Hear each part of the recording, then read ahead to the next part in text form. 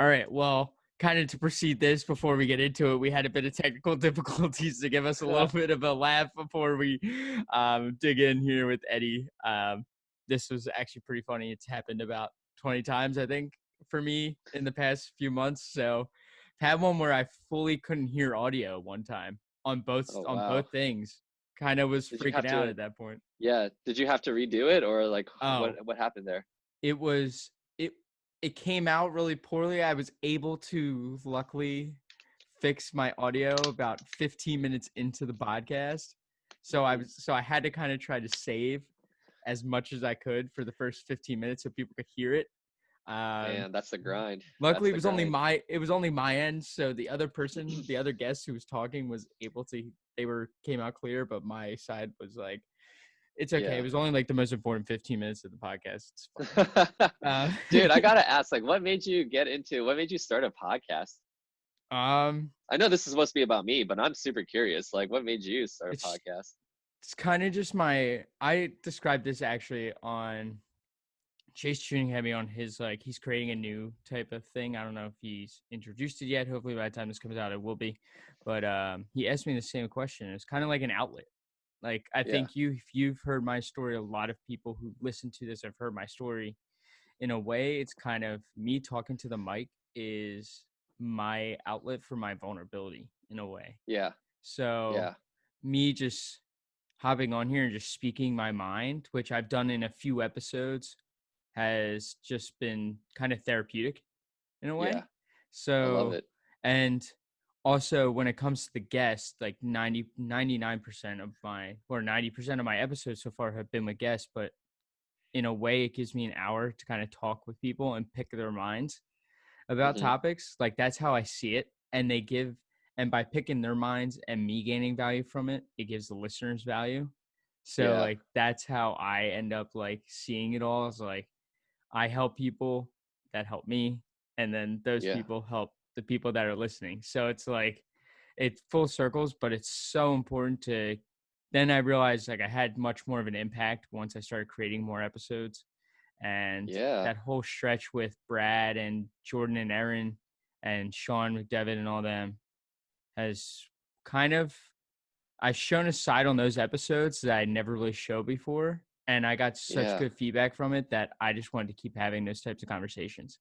So I love it. I love it. so I I find that like continue a to lot. do it. Yeah.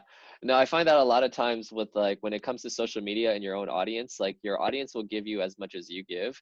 So if you open up, if you're starting to give more and if you really showcase yourself, like the audience feeds off of that and your loyal fans and your loyal audience is going to give you like they're going to give it that to you back, you know, in a way. So I love Yeah, it. Cool. that's kind of how that was right before the Arnold. So before Yeah. all this went down and stuff, I was supposed to meet up with all these people that I had on the show. Yeah. This was right as we met. Right. It's kind of just getting an introduction to you, and then Grant. I had a conversation with Grant. You know Grant really well, Right. and Grant Dizak. Yeah. yeah, and he was like, the more you give, the more you receive in a way. It's kind of Hmm. weird how it Yeah. works, but he was like, you keep giving with the podcast and you're receiving all these people coming on the show and you're receiving like all these DMs from people that are being impacted. And it's like, that's why I do it. Like, I don't do it I try not to monetize this as much as possible. Like, that's kind of my thing. Like, yes, Yeah. I do like to say that I am a coach and will say that I'm taking on clients, but I don't like to have a sponsorship in a way. Like Yeah. that's kind of not my role with this. It's like this whole thing's a Hmm. side project from a lot of other things that I want to do, but it coincides Yeah. with the coaching in a way because people I have on are Absolutely. coaches. So, Absolutely. so I Yeah. love just giving, honestly. Awesome. Cool. So, before our whole technical difficulty, um, you started getting into why you created Training Grounds and you went through kind of your quarter life crisis. So if you want to start back Yeah. up with there and Yeah. we'll just continue on from that. And I think that's really interesting before, well, kind of on our re-record is that you were the same age as I am now when this all happened. So Yeah. it's pretty interesting. Yeah. So you take it off and I'll let you just speak. Cool, cool, cool. So yeah, so basically, just recap all that before the technical difficulties. It was going through a quarter life crisis. Yeah, is it a quarter life crisis? I feel like 25 is a quarter life crisis. I was 22, so it's not quite quarter life crisis. I plan on living till I'm 100, so yeah, it was not quite a quarter life crisis there, but it was really just like asking myself, and I'm sure a lot of people have been through this, especially like when you're going through college and that degree is right there and you're about to graduate and you're like wondering, what am I going to do once I graduate? And that's kind of like everything that was going through my mind. I went through a breakup at the time, and it just really made me like question everything about like what I was doing. I literally thought I was going to change my major my senior year over to like physics, because I was like really enjoying physics classes. Like I was just nerding it out. Like I really was enjoying physics classes, and I didn't know what I wanted to do with like my finance degree at the time. It just didn't quite seem fun. Like I think I ignored the signs, and like everything coming up, like responsibility was like real life was about to hit me, and I was just like, oh my gosh, like what do I do with my life? And so I was just so lost and confused back then. Like I said before, I would just really looked at myself and questioned, like, am I the type of person that I would even date? Like now that I'm Yeah. single again, am I the type of person that I would date? And I could honestly look at myself and think about it, and I was like, no, I really wouldn't. Like, I wouldn't date me. So, what do I have to do then? Like, what do I have to change, or how do I become somebody that I'm proud of? Like, how do I become somebody that I can like really like look up to, and like that I would date? So, I didn't know how to get to that point, but it all started with what I could control. And so the first thing that I could control was like my appearance, my physical body. So I decided that I was going to go to the gym. I was going to bulk up. I was going to impress girls this way. I had did it for all the wrong reasons, but that's like how we get into fitness, right? We all get into fitness with like vain reasons, Yeah. very sometimes even very selfish reasons. But it's a transformative like process, right? Going to the gym and realizing that like, oh, like you mentally change yourself. You know, you challenge yourself, you get disciplined. You just learn a lot about yourself going to the gym. I feel like that's a very common story amongst a lot of people who like fall in love with the gym and everything. So that's kind of like what happened to me there. And just throughout my process, I met a personal trainer working out of LA Fitness, and just watching him chase after his passion. Like he was a coach because he loved coaching people. And I remember at this point, I had a job. I had a job working as like a I was in an office, I was in a cubicle, and I didn't love what I did. I remember I would just literally every day was a drag, and I would count down the hours until I could go home. I could go to the gym. I could play video games. I could just get out of that office. And then I see this guy, this personal trainer, and he helps me bulk from like 125 to 170. um so like he helped me like reach my goals, and throughout the process I got to see that like at the time I was making more money than him. Like my career, I guess you could say I was more successful in my career, but like it never felt that way. I looked at this personal trainer, Brandon Oshoden, shout out Brandon. But I looked at Brandon and I was like, this guy has it all. He's so, even though like I was making more money than him, even though like my job was more secure, I had, health insurance and he didn't. At one point Brandon was sleeping out of his car. He was like he was homeless at one point. And so I just looked at him and I was just like, why does it feel like this guy is so much better? Like, why does it feel like he's happier? Because he was happier. He was getting to do what he loved. And like, I just was really envious of, like, not jealous, but like envious. Like, I wanted that for myself. I wanted that for my life. And I realized that it was the freedom of getting to do what you love, creating your own schedule, being your own boss. That's really what like my first taste of entrepreneurship was like, just watching him go through it. And that's when I just like really realized that there was something kind of missing in my own life. And so um I that like my body was getting, nobody's ever happy with their body, right? Like Yeah. we're all like we're so hard on our own bodies. I feel like I'm still trying to get a little bit bigger. I'm still trying to bulk up a little bit more, but like I went through that transformation process where now like I realized that like, oh, like just being bigger and bulking up, there's always going to be somebody bigger. Like confidence doesn't come from like the way you look, it comes from within and all that. But now I was like, so I went through that mental shift away from my body to like more like my career and what I wanted to do with my life. And watching Brandon chase after something that he loved was kind of like the spark that drew me to entrepreneurship and like wanting to like kind of run my own business and build my own business up. So that naturally led to just like, what can I do a business around? And I remember at the time in Columbus, here in Columbus, Ohio, there was only like, there was no gyms for trainers. You go to Google Maps and you type in gyms, and all these red dots are going to like pop up, and all of them are for members. They're all for just regular people looking for a gym membership, whether it's an Planet Fitness, an LA Fitness, just Anytime Fitness, Snap Fitness, some kind of locally owned like mom and pop like Yeah, gym. yeah. Yeah, there was tons of gyms out there, but not really a gym for trainers or coaches. And so Brandon, I just watched how he struggled to build his business up out of his garage, out of his basement. He's getting kicked. We're literally getting kicked out of apartment gyms. Like apartment like complexes were kicking him out because he was running his business from like their apartment gyms. He was running his business out of like his basement, and like all of his clients would take up too much parking on the street, so all of like the neighbors would complain. Damn. And anytime that he like took us to an actual gym, they wanted like a huge percentage, like 40%, 50% of like the revenue that he was bringing in, and he was just like, no, like that's stupid, like I just won't do that. And it got to the point where he's I mean, he's a great trainer and he's very successful, he's very strong at sales. And so he saved up enough money to basically start his own gym. And he found a location, he was about to pull the trigger on it, and he really stopped himself at the last minute. Like the location was there, he loved it, he was already planning out like where he wanted all the stuff. And he really asked himself, do I want to own a gym? Like, do I want to manage a building, or do I want to right now just focus on training people and helping people? And that's like, that was a huge like question. Like I was blown away. I was like, that's a really good question. And he like decided, he realized that he didn't want to spend his time managing a building. What he really wanted to do was just focus on like helping people and training people. And there's a lot of distractions that come with gym ownership. I know that a lot of trainers out there, a lot of coaches out there, a lot of in-person ones are like, oh man, someday I want to open my own gym, I want to own my own gym. I'm going to tell you guys, it's really not that glamorous. It comes with its own set of like tasks and like things you have to do and management things. Like, yeah, it's not as glamorous as people like make it out to be. I think a lot of people, and I've talked to other coaches about this, they want to open and own their own gym because they think it's like a status thing. Like once I open my own gym, that means I've made it, like I'm successful.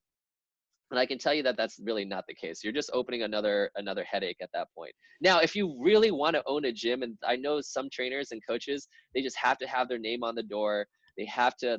It's very important to them, and that's totally fine. Yeah. But yeah, but Brandon was not one of those people. Brandon realized that like, oh my gosh, this is going to be another can of worms. It's going to be a headache. That's only going to really distract me from coaching people and helping people. So he took a step back away from that.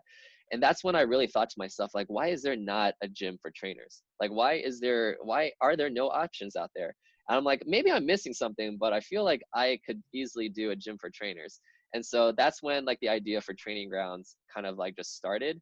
I'm not sure if you're familiar with like how training grounds is laid out, but training grounds is basically gyms within a gym. It's almost like a barbershop or salon where I have like miniature garage size gyms, 2-car garage size gym. Imagine 2-car garage size gyms within like just repeated over and over within this building. And that's like how I have like my gym set up. I wanted to give every coach basically all the benefits of gym ownership. So it's like you have your own gym, Yeah. but you don't have to deal with the headaches. Like you don't have to deal with the headaches when we had a roof leak and like literally it was raining inside pretty much. You don't have to worry about when like the water tank bursts and then you have to get a whole new commercial water tank. By the way, a residential water tank is like $800 to replace. A commercial water tank is almost $5,000 to replace. So there's a big difference between like all these things. You don't have to worry about like just like keeping the bathrooms clean and like keeping the whole place cleaned out. Like oh man, there's just a lot of headaches with like owning your own gym that I was like, cool, like let me manage all that and you guys can just worry about training. And not only can you just worry about training, but you have your own equipment in here. Like because each trainer is renting out their own little space, their own garage sized gym. I thought it was the perfect solution. So people like Brandon can have their own gym, but they don't have to necessarily worry about managing their own gym. So that's basically the long story. I didn't mean to make it go that long, but that's basically the long version No, of how training grounds got started. it's pretty funny. So it kind of reminds me, right when you said like he kind of questioned like, and you kind of questioned the money kind of aspect of it. Hmm. following your dream type thing. It kind of remind me of that saying that Gary Vee always talks about, where he's like, your value of your life is not based on like the money in your account, but like the people you impact and stuff like that. Hmm. It's like finding happiness is from, I find it serving others. Like that's Yeah. like, even though I'm really small right now and I have like 4 clients, I find so much happiness doing that.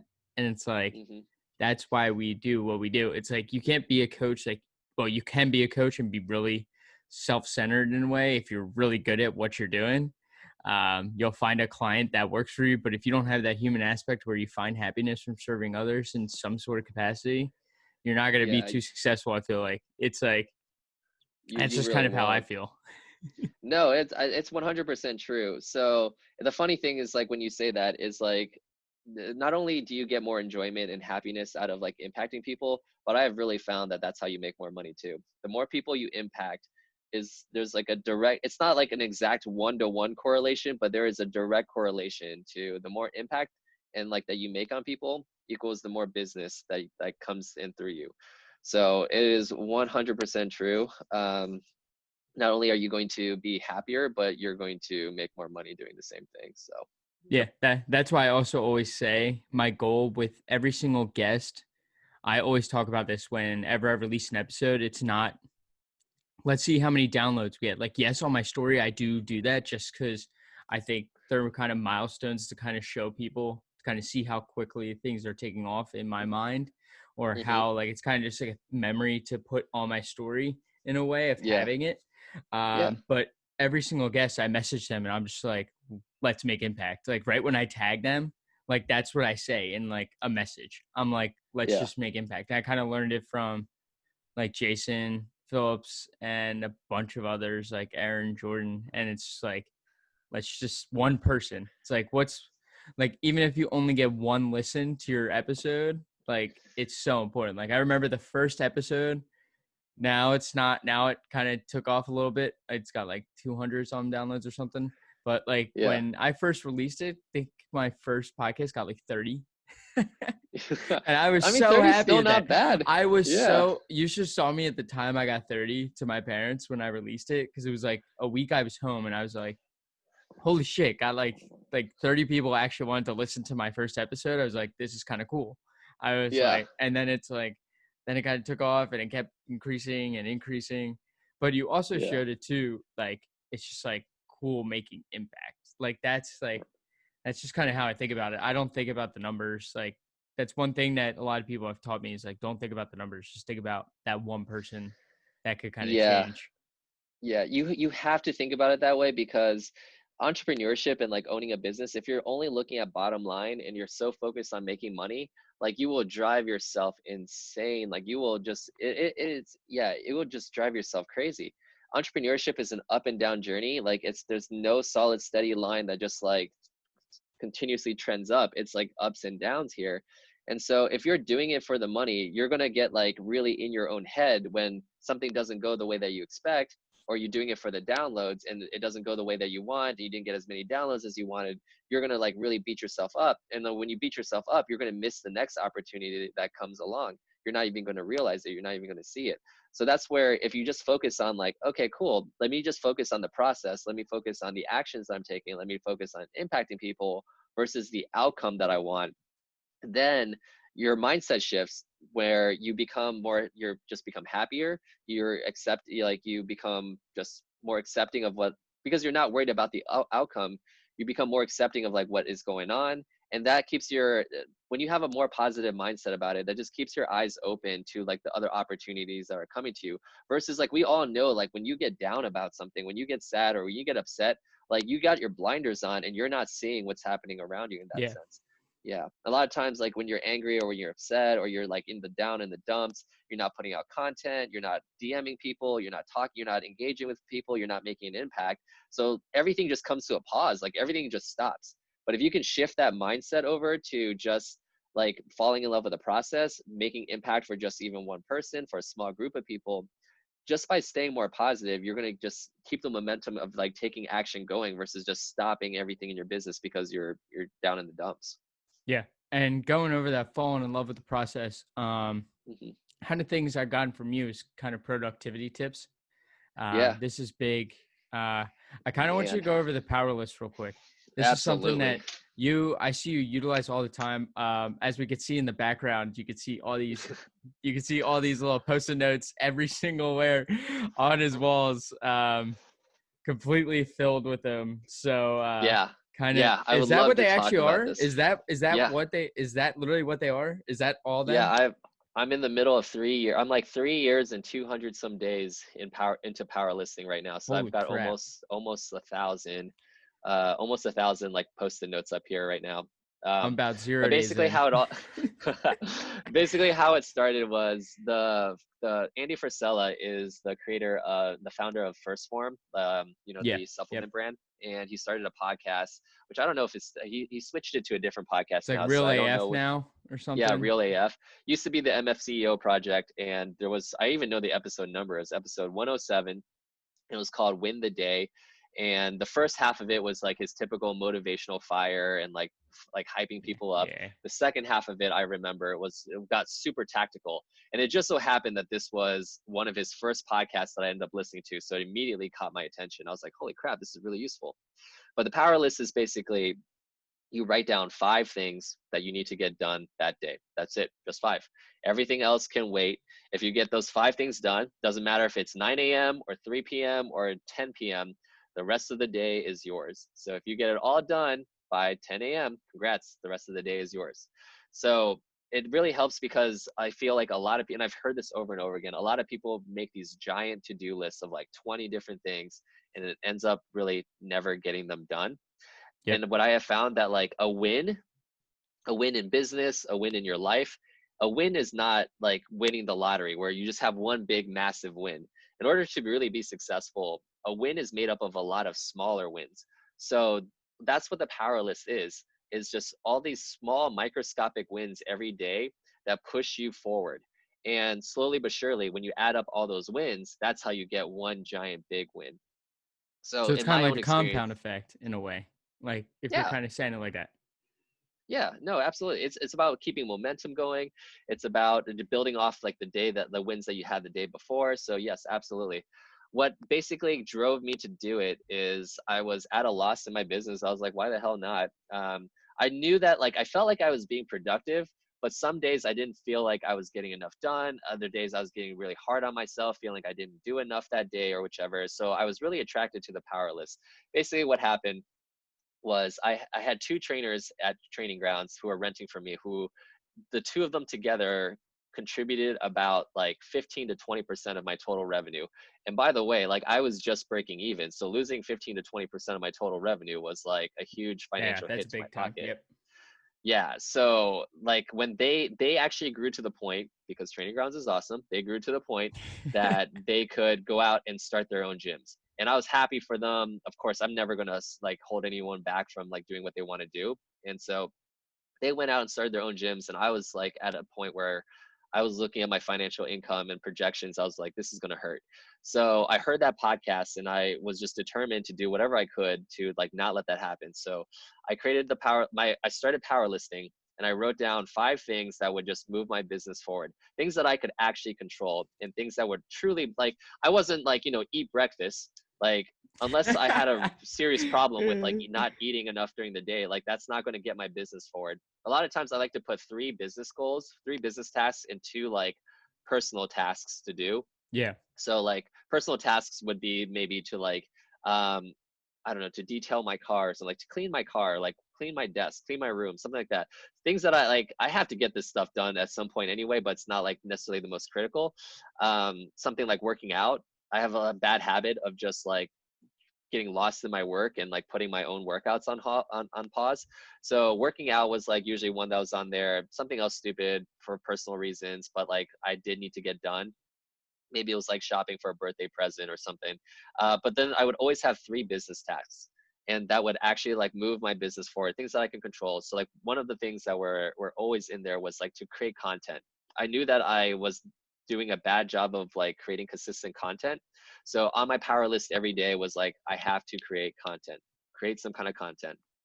This if I at the very least there will be days where I don't post, but I have to at least sit down in front of my computer and I have to like Like type up try. a type of Yeah, like type something up something.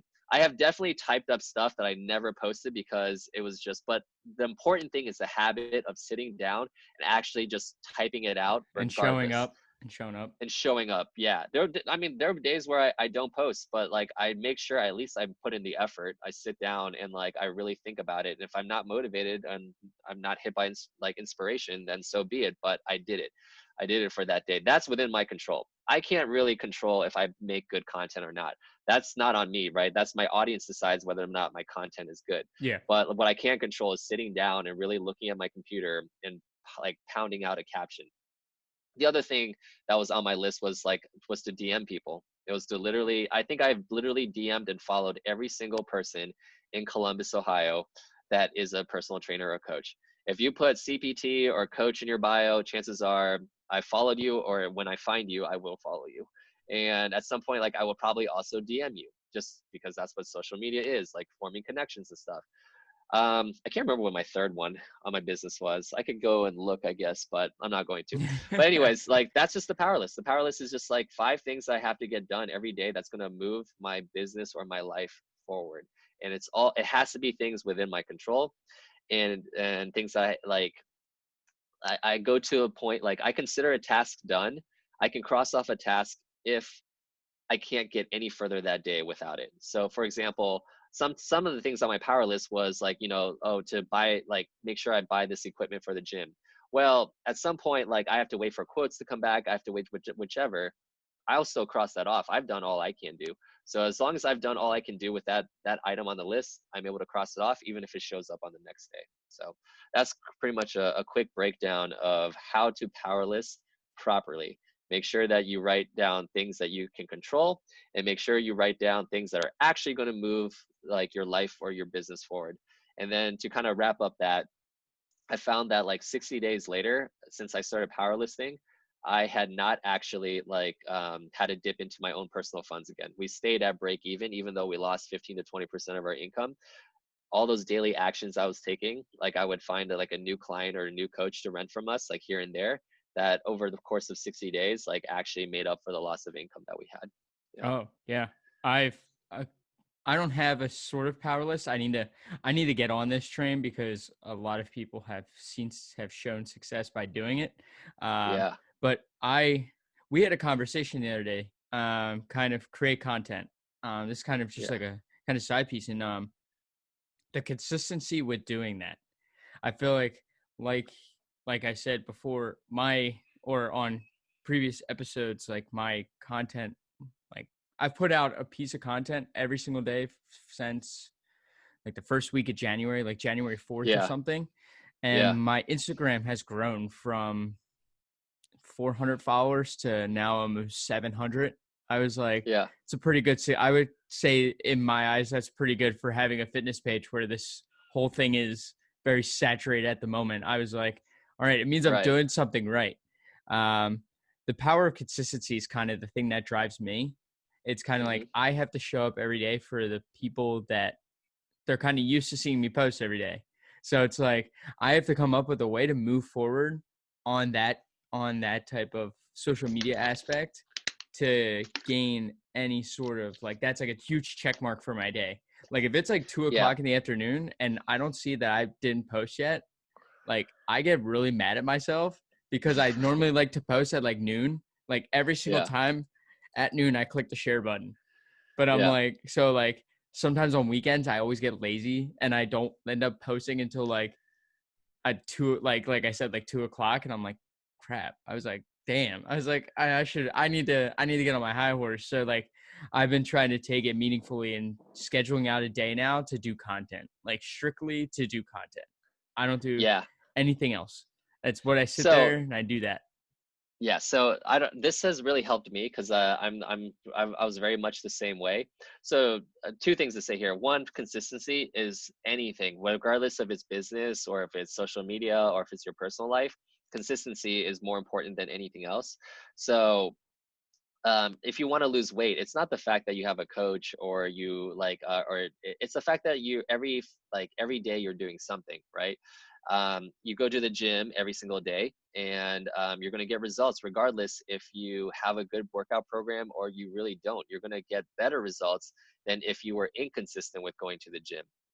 Like, you can go to the gym and you'll see some results as long as you go every single day. So consistency is like so important.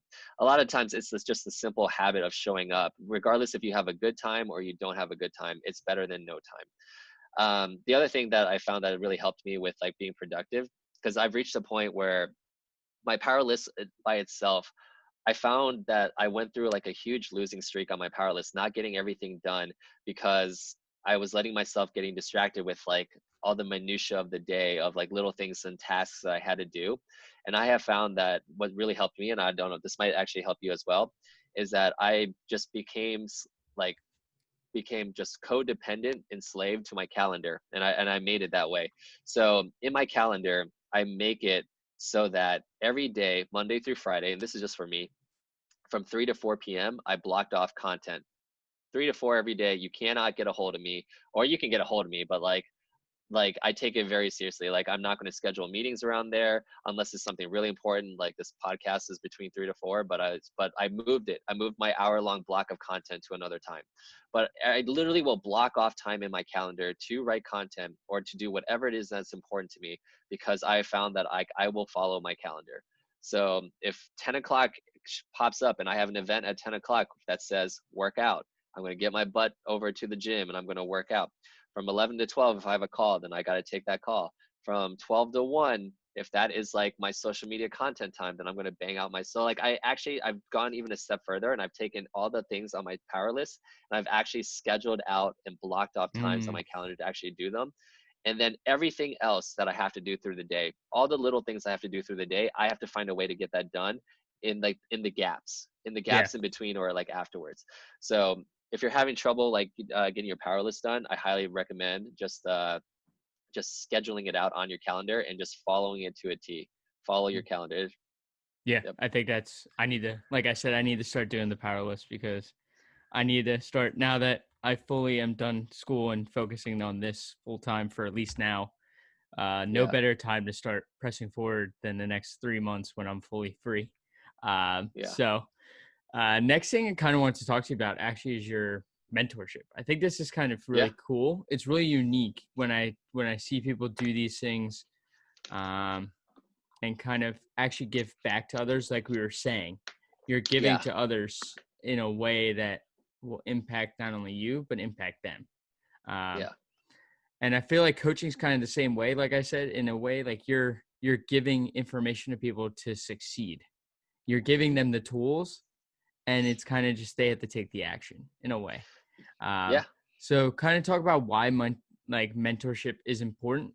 Going through my experience, and like, not to say anything or anybody, but like you've like throughout the past few months, I've been through some bad ones, and mentorship Yeah. doesn't need to be paid whatsoever. Not saying that you can have a mentor that might be good, that might end up turning bad. You can have those experiences. I've been there already. So Yep. kind of go into why it's important to at least do mentorship. And I feel like taking advantage of that from the start, even if you don't have the capital to truly do it, I think it's Yeah. important to do this. And a lot of people are money mindset it, and Yeah. they need to invest, but they're just fearful of doing it from the start when the start is the perfect time to do it. Yeah. So when it comes to anything, when it comes to fitness, when it comes to a business, if you don't know what you're doing, you're not going to get results, right? So like, if you are looking to lose weight but you're not eating or exercising the way that you think you're supposed to be, you're not going to get, you're not going to get the results that you want.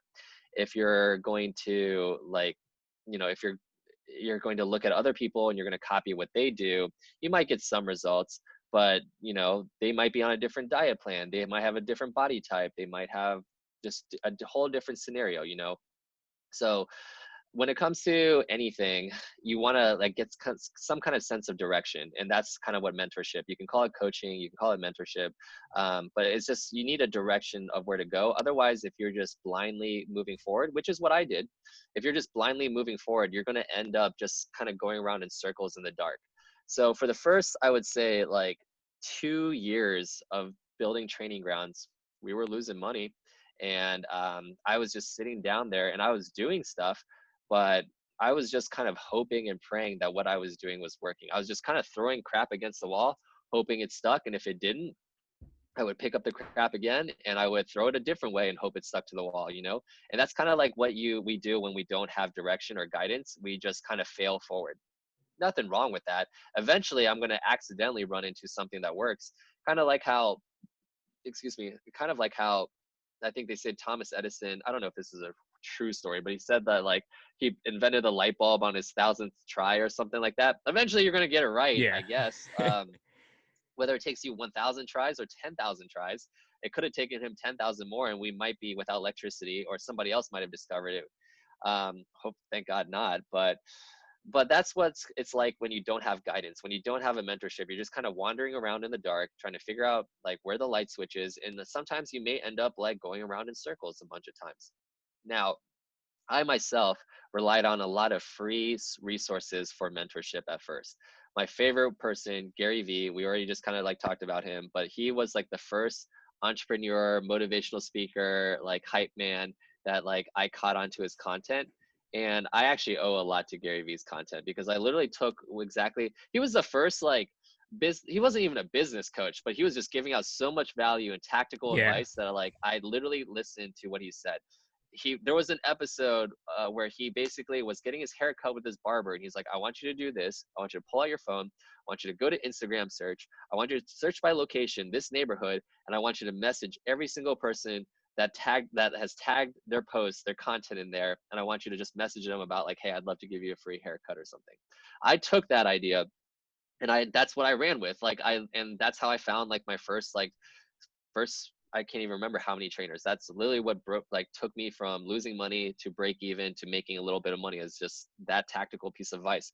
So like you said, it doesn't have to be a paid mentorship at times. Like it can be free, and that's what I was doing. I will say though, you get what you pay for in the world of coaching, Yep. in the world Hmm. of mentorship. You can find a coach in the fitness world that will, train you for free, but I almost promise that you're not going to get the same good results as if you actually committed to a coach that charged what they're worth and stuff. Same thing in the business coaching space. You can have a free mentorship by all means in a free group, but you're only going to get so much value out of it because people take as people take things as seriously as they invest, and people take things as seriously as they charge. So for example, the more, this is what I have found to be true, the more that somebody charges, the more that they're going to take it seriously. So if I only charge like $100 for coaching versus I charge $1,000 for coaching, you can bet your butt that at $1,000 for coaching, I'm going to be like, holy crap, like I have to make sure this is valuable. I have to make sure this is going to pay off. If you don't, you're just not going to succeed as a coach in general, because people are going to catch on that like you're just basically scamming people, right? So like you have to charge what you're worth. You have to make it worthwhile for people. And so at some point, you're only going to get so much value out of a free mentorship. At some point, you have to invest money in order to get a return on investment like that. Yeah. Yeah. I think that was something I learned right from the beginning when I started. Thank God I kind of did it. I was like, I've, I even know a lot of people, I actually got a comment the other day, and I'm going to shout this comment out because Aaron told me to not block haters or anybody, or not Yes. block people. And Yes. the one comment I got is I wrote a post on why I coach, and someone Yeah. actually wrote, "You need to have clients to be a coach." And I was like, I kind of just looked at it and saved it and just have it in my bank. I'm just like, it's in my mental bank. So Yeah. um, I was That's like, funny. right. I giggled. I laughed. I sent it to Sean, and we kind of just laughed it off. I was like, haha. I was like, you can keep making those. I was like, I'll take my 4 clients I have right now who are doing their best that Yeah. they can do right now in a situation. Yeah. But if I didn't have a mentor there, at least with me in the beginning, yeah, I did get my first client on my own without a mentor, but I probably wouldn't have gotten my first paid client Hmm. without one. I Yeah. think that's something too that a lot of people, and myself included, I was nervous to charge. That was the first Yeah. thing. I even came to you. I was very Yeah. nervous to charge. Um, That was probably the most nerve-wracking phone call I've ever had in my life. I will say that. But it's over and it works. So I was like, thank God, okay, it worked. Um, Yeah. but I also turn around with mentorship too, is also not being afraid to ask for help. I think this is Hmm. a big one. Like I was saying, when it came to getting that first sale for me, I think that was something I didn't know how to handle correctly when it was coming down to how do I outline a perfect call to go that well to maybe get the person enough interest to commit to coaching. Yeah. Yeah. So not a, I feel like I don't know if you struggle with this too when it comes to that, and a lot of people are afraid, especially as an entrepreneur. They want to say they did everything on their own, and they said they Nobody were does so anything on their own. successful. Exactly, Yeah. but I feel like a lot of people are afraid to ask at first. Like that's something that I get from it, and that's Yeah. something that I've gotten is that I'm just now I got to be not to be afraid to ask for help because asking for help is actually the right move to do. Yeah, dude, like I think I told you before, like I'm quite impressed on how like you've handled your podcast, how you've grown it. And I remember you saying on the coaches corner like meeting that we had, a couple weeks ago that like how you were just weren't afraid of hearing the answer no. And I related to that a lot because I was so afraid of getting into my DMs and talking to people. I was so afraid of reaching out to coaches and letting them know that like, hey, I have a space that you can rent from if you want to. I was so afraid of rejection, of like a private rejection that nobody else is going to see, that like it literally stopped me for the longest time of like really marketing my business. For me, it took like to the point where it was do or die. Like that's what finally drove me to the point of like I had like a stack of business cards of like stack of business cards. That's so funny. I had a stack of business cards that I had like collected from coaches over like months of like opening, and I had not like gone through them or messaged any of them or emailed any of them or called any of them. Oh And I wow. remember I was at a point where I was just like, man, like I am losing so much money and like this hurts, and like I was questioning everything about what was happening around me. And I just picked up the phone. I was just like, screw it. Like what I just finally have to rip the band-aid off and do it. And I think that you just got to get in your reps. Like once you get it in and you realize that, oh, this didn't kill me, that then like everything else afterwards becomes easier. So after I made that first phone call, the second phone call became easier. And then the third phone call became easier. And then the fourth one became easier. And then it all just started becoming easier because, you just got to get in the reps. It's like if you're trying to get your strength up, you're trying to get your squat up, then you start, at a weight you can do, and you just keep putting in the reps until you can do more weight and more weight and more weight. So, yeah. Yeah. I also never truly asked this before. I am very it's kind of very Hit straightforward me. and a very kind of mysterious type of Um, question that can go all either right. way. All Um, right. how to actually even just start. I feel like this is something that a lot of people are afraid to kind of just go headfirst into entrepreneurship whatsoever or take that risk. Gotcha. What do you So mean? Like start your own business, how to yeah, start? Like, just start making that change to go to pursue your dream. I feel like yeah. this is something that like I never truly asked this before to somebody because Yeah. we never hear about the struggle that somebody went through. Like those are like some things that they never like. Yeah, they may be vulnerable and say some things, but they never go with, oh, this is how I started. Like a lot of people don't say like the specific details of that, which is Yeah. pretty kind of Oh, odd. I'm not afraid to say how I started. I think everybody kind of knows by now if you're listening to this episode because it's going to be like episode like 45 by the time this comes out. So it's like, but it's just like, just start. That's like all I ever say. Like that's the best piece of advice I can ever give to anybody. yeah. I think like, so right from the start, I have to go back to like where and I really questioned like what I wanted out of life and like what I was trying to do. So you first have to like kind of like pick like what are your goals and like is it that like you want. So whether that's like a business, what the kind of lifestyle you want to live or whichever, I like to kind of reverse engineer like what do I have to do. So I start with like the big end goal. I want a gym. Well, for me, I guess like I want to live a full life. That's really how the best way that I can like describe it is like I want to live a full life. I want to I don't want to be, I don't want to have to make compromises in my life in terms of like I have to settle for I have to settle for what kind of girl I date, I have to settle for what kind of job, I have to like settle for what kind of car. And so I really just like, for me, like first I was really honest with myself, and I was just like, you know what, it doesn't make me a bad person to want nice things. Like it really doesn't. So like I admitted to myself, and I just threw it out there that like I wanted to have nice things and live a full life. After that, it was just like, okay, well, how can I get there? And that's where like I was like, man, I have no idea. So it's kind of like if I'm trying to get to the end, and the end is like step 100, I have no idea what's between step 1 and step 100. Yeah. But I do know what's between step 1 and step 2, and step 2 and step 3 maybe. I might be able to see 2 to 3 steps ahead of me, but I can't see all the steps that leads to like the end goal. And you just got to take the next step, and that's really it. So that's why I really resonate with the power list, because the power list is basically little microscopic daily actions that you can do to kind of like move an inch forward every single day. And so that's literally like all I did was like, I really, I just kind of looked at my life, and it was just like, well, what do I have to do right now? You know what? I don't feel like, I don't know, I just didn't have the confidence in my body. I didn't like the way that my body looked. So the first thing I could do was I could go to the gym. I didn't know anything about nutrition. I didn't know anything about working out. I didn't know anything about bulking or anything like that. I didn't know that I was going to hire a trainer. I was just like, you know what? The first step is just one, just getting my butt to the gym. And then like after that, it's like, you know what another little step could be?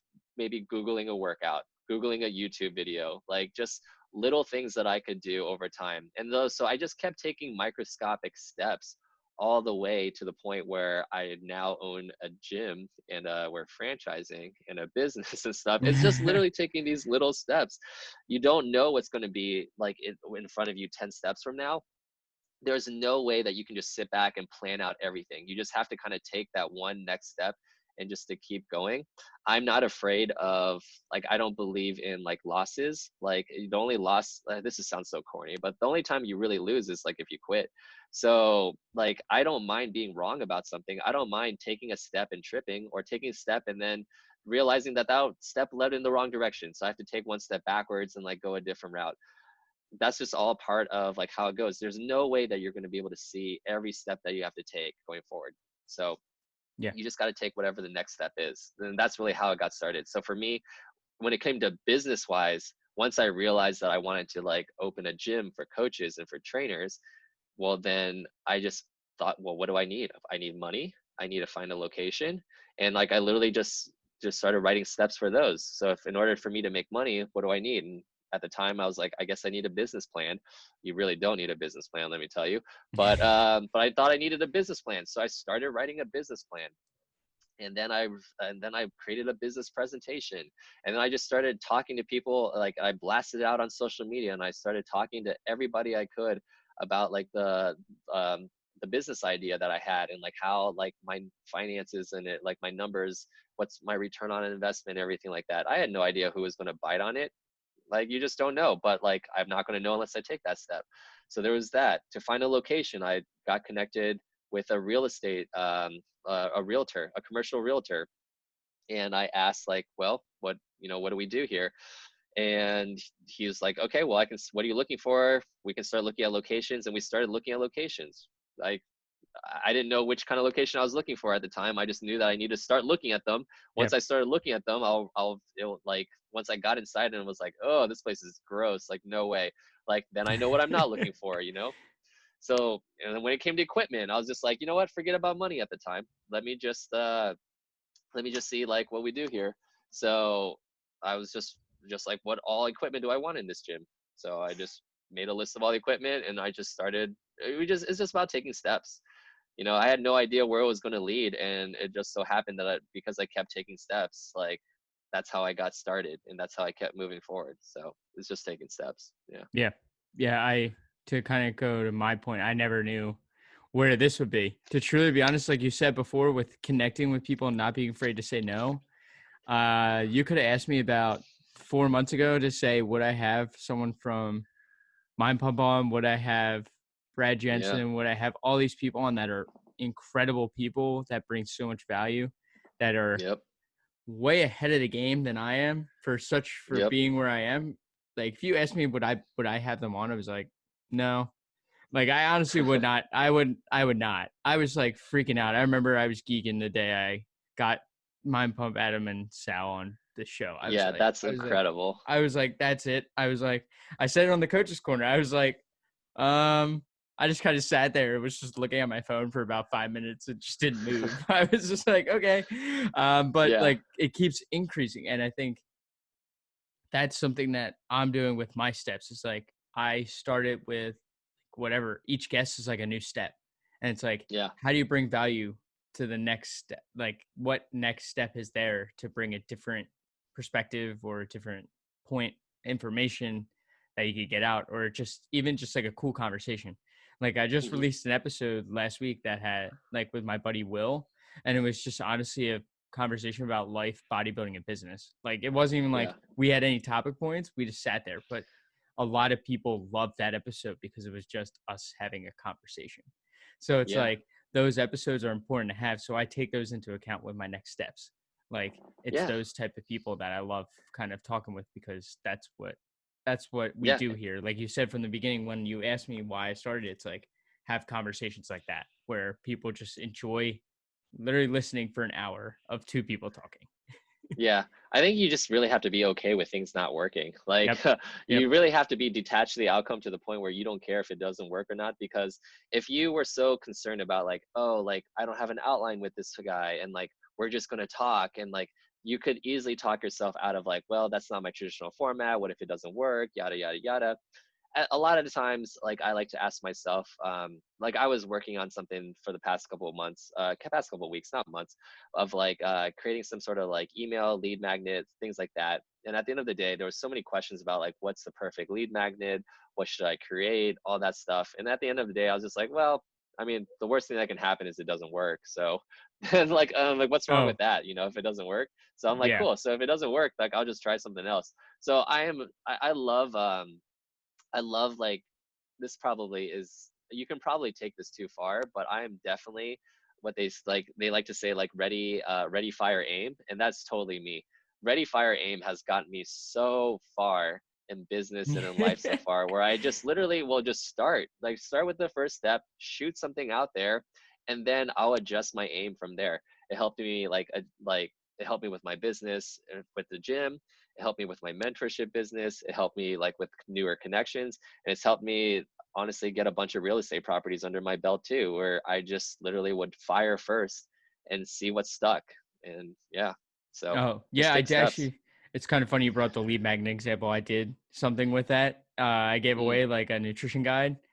yeah, Um, so that was kind of like to start my email list. I had no clue how to start my email list, and Chase yeah, told me you got to give something for free. So I uh-huh, just created like like a nutrition guide that I put into like a Canva thing and just made it into like a whole like PDF, like a 14-page yeah, book. And I was like, yeah, I just shoot this out, see how many people signed up. I got like 20 names. I was like, okay. I was like, this is there you pretty go. cool. I was like, it Yeah, worked. I was like, now you hey, know, what's, I now was like, there are 20 people. There are 20 people you just identified as wanting some sort of nutrition exactly. help. You don't know, I don't know how much nutrition help they need, but there's 20 people that you now know you can just develop an intimate relationship with. You can email back, you can create more things. um, you know what you should do with those 20 names? You should put them in a free Facebook group and tell them and like and canvas ideas for them on like how you can help their nutrition even farther. You could even be like, hey guys, I'm like, if anybody needs more help with nutrition, I'm about to like break down chapter one, because you wrote 14 pages. I'm about to break down chapter one of like my nutrition guide. If anyone has any questions on how to use my fitness pal, I don't know, whatever it is that you want, I'm going to be going over in this free Facebook group. Let me know if anybody wants in. Yeah. And then yeah, and then just keep going from there. Yeah. It's just to keep giving and giving. And I think it totally lines up with what I think one of my favorite posts is something that you actually posted the other day where you're like, human investment is the best ROI. Oh Like yeah. literally is the best. If you want Yeah. to go into that, why it is, real quick before we end this. I don't know how much time you have, but just we'll just get a No, last I'm couple. happy to go into it. Yeah, basically, like we kind of touched points on this a little bit earlier, but nobody does this alone. I don't care who you are. If you're Bill Gates, Warren Buffett, or anyone, nobody has ever become successful by themselves. Like somebody gave them a chance, somebody gave them an opportunity. they formed some kind of connection with somebody, or they formed some kind of relationship with somebody that got them through a door, that opened a door for them. So human connection is, you know, the saying that they, oh gosh, this saying, there used to be a saying, there is a saying that says it's not what you know, it's who you know. Yep. And I have found that that is 100% true. 100% true. You can't be an idiot. You can't know nothing. You can't be terrible at what you do. But if you are any good at what you do, it really comes down to like who you know. It really does. People will open up opportunities. People will open up doors for you. And so I have never gone wrong by just investing in like a human relationship. And that's kind of where, like, again, back to Gary Vee, he says to give 51%, ask for 49. So always give more than like what you ask. And I have really lived by that rule as well. And so if you give more than you ask, is someone going to take from you? Yes. There's always going to be somebody who's like, you're going to give 51% and they're going to ask for 75% or 99% or 100%. You can absolutely get burned doing this on an individual level, but I have found that human beings in general as a whole, as a species, is good. People as whole as a good. So the law of averages in the long run, it's going to pay off if you invest in people. So I'm just trying to think. There's definitely been opportunities that went nowhere because I invested in them and they just went nowhere. But there's also been all the opportunities I've ever had that have been super successful. I look back and I can pinpoint a person that helped make that happen, or a relationship or a network or a connection or a contact. Something helped make that happen. And I was only given access to that person because I developed a relationship, I developed trust. Maybe I did a favor for that person or something like that. And that person and I just like, they just wanted to help me out because I helped them out. Every single one of my successes, I'm trying to think of right now, and I'm pretty sure I can say with 100% certainty that 100% of them are because like somebody else gave me a shot, someone else opened the door for me. So no, I don't think you can go wrong with investing in human beings. Now, I think there is a big difference between investing and, I guess, in I don't know what's the other word for it, but you can't it's not investing if like you're doing things for people and you expect something in return. You truly have to expect nothing in return. So as long as you truly like expect nothing in return, like that's where people realize that you're genuine about it and you're not doing it for something. They don't feel like dirty or sleazy about it. And then yeah, and then from that point on, like that's when people will really start to trust you, and then they'll open up their connections and their network to you. So no, I would say the number one thing that anybody can do is just kind of invest in like the relationships that they have with people, even if they can't see a benefit from it. Even though like if I can't see any sort of outcome that can happen, or the chances of me getting something out of this relationship is zero, that doesn't mean that I should not invest. Yeah. Yeah, the key to success, I think we all say, as at least most of us say, is you are who you are by like the average 5 people you surround yourself with. Yep. So by surrounding yourself and making those connections with those people is the biggest key, I think, in that I Yeah. have seen Yep. has changed my life in the past year by who I talk to over social media. Instead of wasting my time, talk to the people that I have questions for. Um, Yeah. so Yeah. let Hey, can you give me so 1 second? I have to let in this person through the door. yes, I will pause real quick. All right. So yeah, so like I was saying, it's like who I have talked to in the last year. Well, whenever it'll be a year, so in August when I created this has been the changers for me. Yeah. Um, so that's how I think is how you become great is by surrounding yourself by those people. Uh, Oh, but absolutely. but last question I kind of have to kind of just wrap this up on a funny note.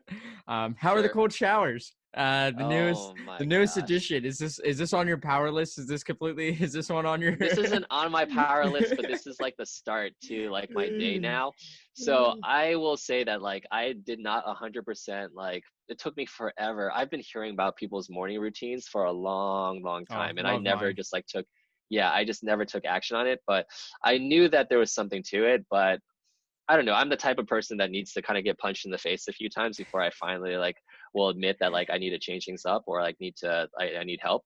So I was at a point of my business and like my life where I felt like I was super stagnant, where like, yeah, I was like, I'm not struggling by any means anymore, but I wasn't like growing the way that I wanted to. And at some point you have to just really like be honest with yourself. Again, I kind of was very introspective, and I looked at myself and I was just like, well, why isn't this happening? What am I doing wrong here? And so I realized that there has to be a change. What I'm currently doing is not getting me any farther, and the data supports that. The data proves that. I've been in the same place, like literally nothing's changed in the last few months. So I really like question my productivity. I even question like, well, I'm scheduling things on my calendar, but there are just certain days that I just don't feel motivated. The discipline is really hard to come by.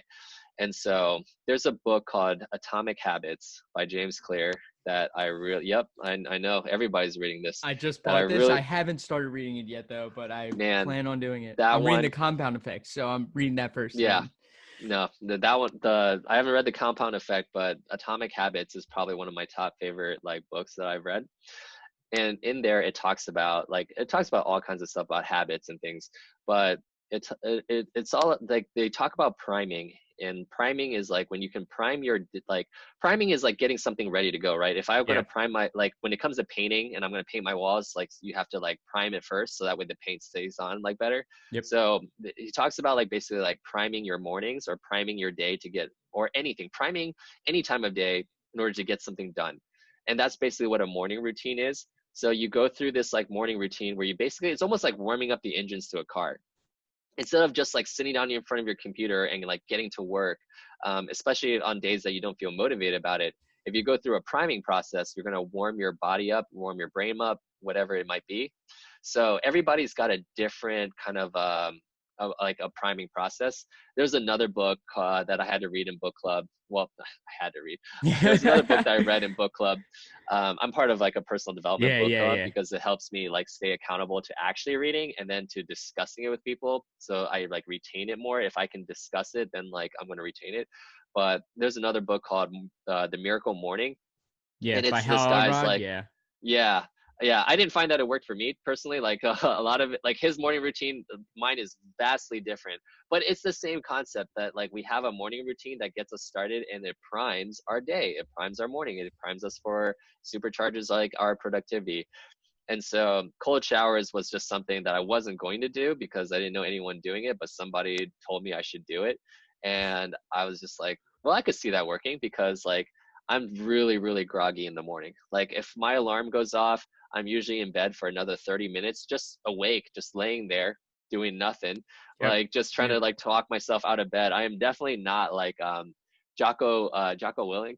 He's Yeah, I another can't. author, Yeah, I one of my can't. favorite. Yeah, Yeah, he's he's just like, oh, you just get up out of bed, and I'm like, I'm trying, but I'm like laying there, so like I'm really groggy in the morning. So I was like, you know what, this could work. And I have found that like the cold shower, I don't know if it's a placebo effect, but placebo effect is scientifically proven to work.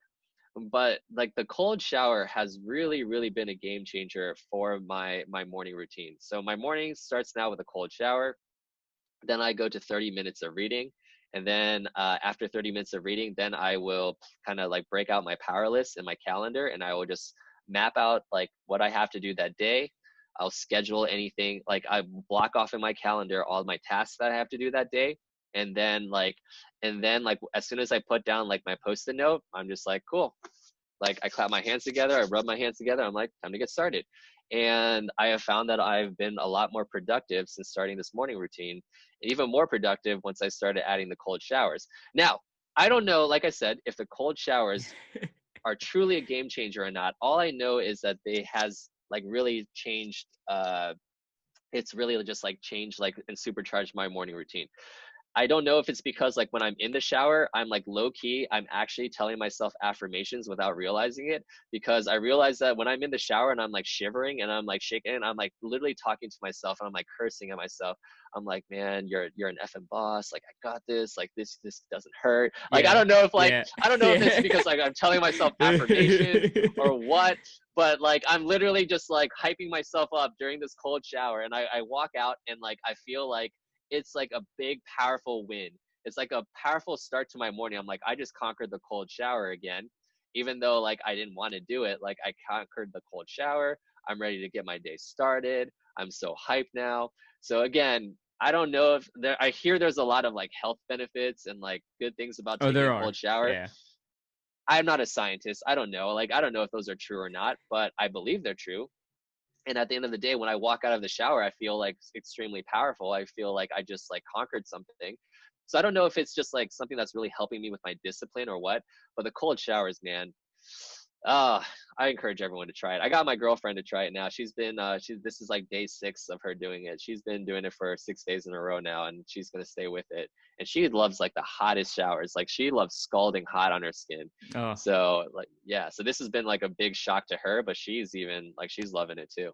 I remember I did it 2 years ago. That's when I did it. So I was actually doing my first ever cut.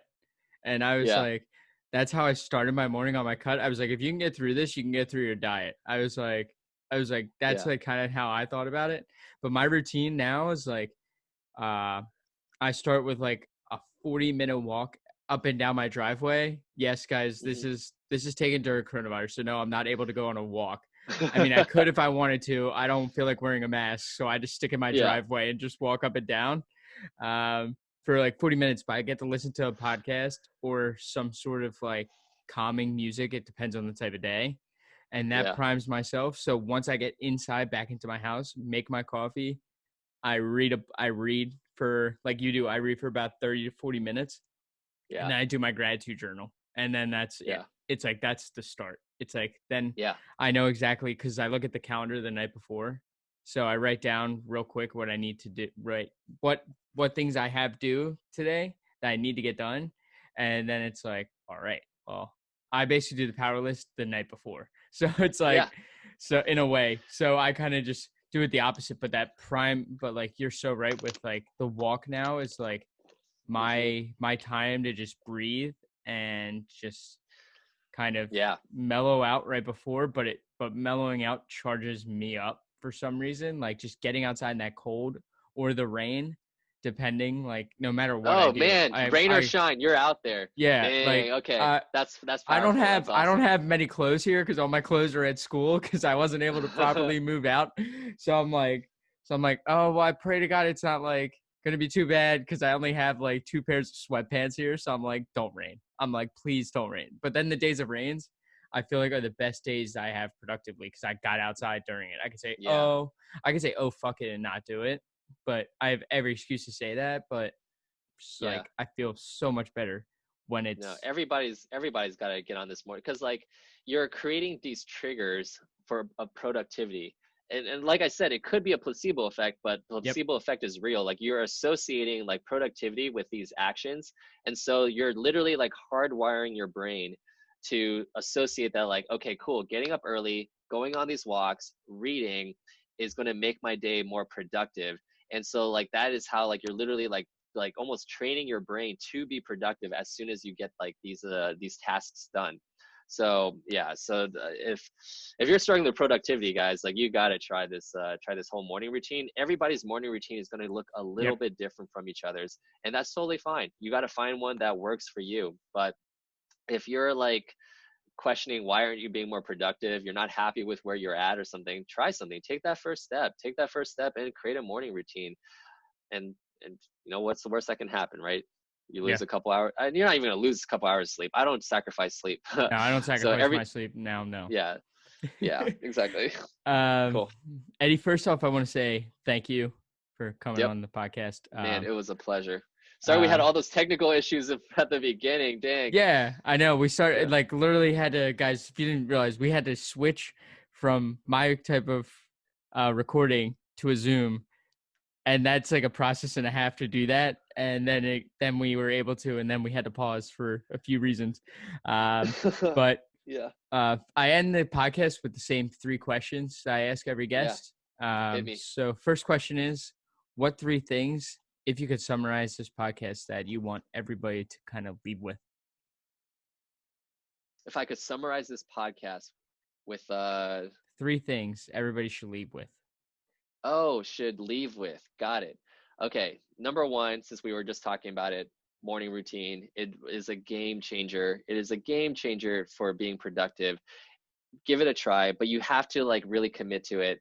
for at least a week, right? And like, and be honest with yourself with like, with just kind of creating it, like what is going to get you into the mood of working out, not necessarily working out, I'm sorry, of like just being productive. Some sort of morning routine. We shared ours, so you feel free to just take ours and just see how it goes. I've definitely started with morning routines, and I've like added and removed like Yeah. elements that wasn't helping. So like if you're not sure where to start with what, like what I do, start with what other people do, combine them to create your own, and then start like taking things out to create your own morning routine. The second thing that I think everyone should walk away with is just, if you're not sure where to get started, is just to first take the first few steps. You're never going to know like how to get to step 100 anyway. Like the path is going to be completely unclear to you. Even with a mentor, that path is still unclear. We're going to like definitely have jumps and we're going to shortcut our way through it, but the overall path is still going to be is going to be unclear. So, but no matter what, you just got to kind of take the first few steps, and then that's how the rest of it is going to reveal itself to you. So take the first few steps, and then the next steps become clear. So that's number two. Number three, powerlifting has honestly just changed my life. Like literally, I would not be here if it wasn't for powerlifting. That is like, it just really made me be honest with what am I getting done in a day. If you're not tracking it, then you really have no idea if yesterday was productive or not. So that's what powerlifting really allows you to do. It allows you to look back at yesterday, the day before that, and just really see like, well, what did I actually get done? Did I really just mess around all day and get nothing done, or did I actually get something done? So it's just like it's an extremely useful data point that doesn't lie to you. So yeah, those are the three things I would say for everybody to Awesome. do. And I think that's going to lead directly into question number two, which is what three books and or podcasts would you recommend everybody either read or listen to? Yeah. So my I'll go from my third favorite to first favorite. Okay. So third favorite book. Why am I blanking? It was I got it. Extreme Ownership by I already mentioned Jocko Willink. Like I didn't think I was gonna like this book. I honestly did not believe I was gonna like this book. I was like, what kind of like meathead Navy SEAL? Like, what does he know about business? Like, but when I read the book, it was a fun read and it was like very very useful.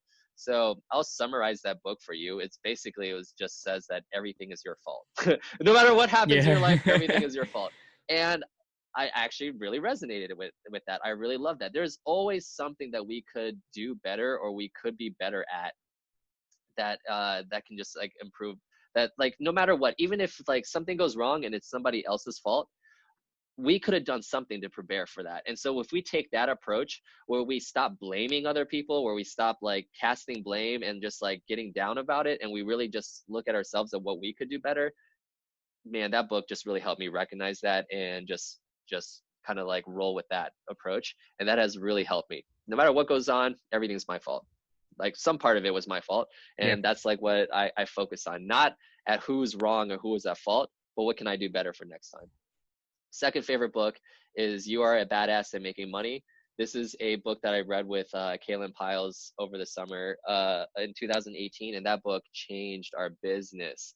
It changed our mindset about money. It gave us permission to be open about money, to basically like accept that money was not bad, it was not evil, to openly and freely talk about it and start to attract more money. That book is going to sound a little bit more like woo woo and like create like kind of like out there, but not really, that book was really really good. But if you read that book, you have to do the discussion questions. Why I think that book was so helpful was, instead of just reading it and being like, oh yeah, that book was good, they literally had discussion questions at the end of each chapter that if you go through, it's gonna, and you really think about, it's really going to help apply like the teachings of that book about money and like how you think about money, and just kind of like really shift it around. So second favorite book there. And then number one, my number one favorite book is Kevin Hart's autobiography. I can't make this up. Life Lessons by Kevin Hart. And this one you have to do on Audible, because he reads the book and he is funny. You get more out of it by listening to it than you do just reading it. And I've never heard a book written out this way, where he basically not only is an autobiography of like how he got successful, but every chapter is talking about like, it's going chronologically in order through his life. In each chapter, he's pulling out some life lesson that he learned from his childhood and how he applies it today to how he became successful, to become more successful. So yeah, that one is my number. I've read that one like numerous times. There's so many good like tidbits and like life lessons that I pulled from that book. um, that is my number one favorite book because it's easy to digest and there's just so much value in it. So yeah. Awesome. Yeah. I think my number one book of all time is actually I just got done with 12 Rules for Life, so that Yeah. might be getting up there. That one Yeah. was incredible. That was probably my absolute Man, favorite all and right, I hate hardest to. read of that was probably the Yes, hardest read of all hardest time. read. I had to Yeah, go I hate back. to disagree with you, but I did not I enjoy that book, and I I know had that a to lot of people did. I had to go back and reread it. I actually had to stop at one point. Like I stopped like 3 rules in and then had to go Yeah. back. I was like, I'm not of age to read this book. It felt like the way he wrote this. I was like, Yeah. crap. But then I actually Yeah. just finished it and I have and like I was kind of blown away. But Yeah. last question. Your shameless plug time. Where can people find you if they want to contact you for anything, basically? Yeah. Best way to reach me is through my social media. My Instagram is I am Eddie Zhang. That is probably the easiest way to reach me because everything from there you can see like everything else like just stems from that page. That is kind of like my go-to. So that's where I post all like my free content, all like my business tips, everything like that can all be reached from I am Eddie Zhang. So follow me on Instagram. Yeah, and I can tell you, go follow him because I've used plenty of tips. Um, Eddie's pretty interactive too, as well. Just like I said, don't be afraid to ask for help, and Eddie's for sure will do it no matter what. Yeah. He always replies to DMs. This has got me in trouble a few times, but I just don't say no. Like I have Yeah, a really hard time saying no, especially even like again, it's part of investing in human beings. Like I have gotten on like um actually I have a somewhat different opinion on MLMs than like a lot of people do, like those network marketing companies. I yeah. do have I'm not going to get into it, but like I've been on calls with MLMs that I knew was an MLM and they didn't want to tell me it was, but I would still jump on that call because I have a hard time saying no. So yeah, I have a hard time saying no. So if anybody needs anything, like you're always going to get more from me than the typical person. I'll say that. But Yeah, it comes out like we said. It came in our lessons that if you give, you will receive. exactly. So Eddie, first off, like I said before, thank you for coming on. Yeah, We have been it looking was a forward to pleasure, this dude. one for a while. If you Yeah. didn't take anything away from this, you need to go re-listen or get out a notebook because there's a bunch of stuff in here just fiddled around. So, um, thank you again, and everybody definitely tag me and Eddie on Instagram. Please I do, love guys. showing love. If you appreciate the episode, put it in your story. I'll be sure to repost it on my own, give you some love back. So thank you everybody for listening to this episode of the Ace of Spada podcast. Yep.